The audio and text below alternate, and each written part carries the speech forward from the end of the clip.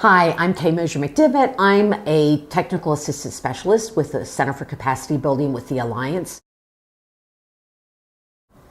The third activity was probably the bulk of the actual training presentation that we did throughout the day.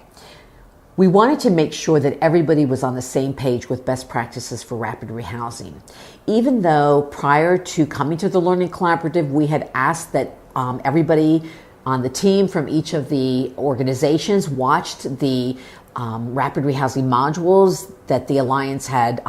on our website and had prepared. We wanted to make sure that there was a clear understanding and give people the opportunity to ask any questions and clarify any issues around best practice. So we did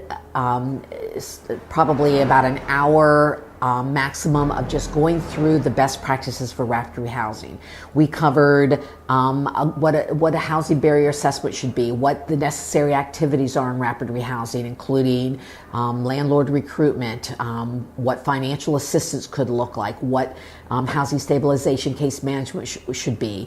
We talked about what the outcomes should be, what would be the things that a good program should measure, how and when should you measure those things, and what should be some basic targets based on what we've learned across the country and what best practice programs can achieve in rapid rehousing. And we encourage them then to take all that best practice and start really preparing and taking notes on that if they needed to, because as we were going to get prepared for the second half of the organizational planning, one of the things they were going to do is start really looking at their own policies and procedures and see how they measured up against these best practices. One of the other things I want to just encourage you to remember is that, again, coming into this, don't assume that everybody understands these components, regardless of the pre-work that goes into it. Again, organizations come with, some of them have multiple staff that have clear roles for what everybody should do, and they're able to really sort of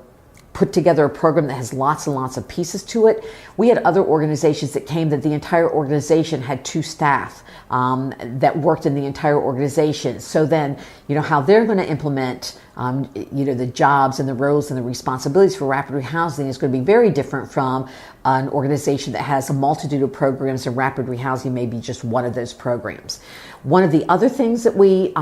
learned and prepared for and talked about in the best practices was that we had some programs that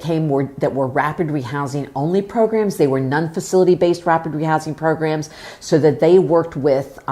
and relied on referrals from outside the system. So there were some pieces of best practice in terms of when you start rapidly rehousing families, in terms of the length of time between entry into the homeless system and exit out of the homeless system through rapid rehousing, that they didn't have as much control over. So and again, in one learning collaborative, you can have that kind of organization, and then you can have facility-based rapid rehousing programs where there's complete control over immediately starting the rapid rehousing process. So in preparing your materials and preparing for the basic best practices of rapid rehousing, make sure that you have the ability to answer questions and respond to the issues regardless of where somebody is in their experience and practice of rapid rehousing.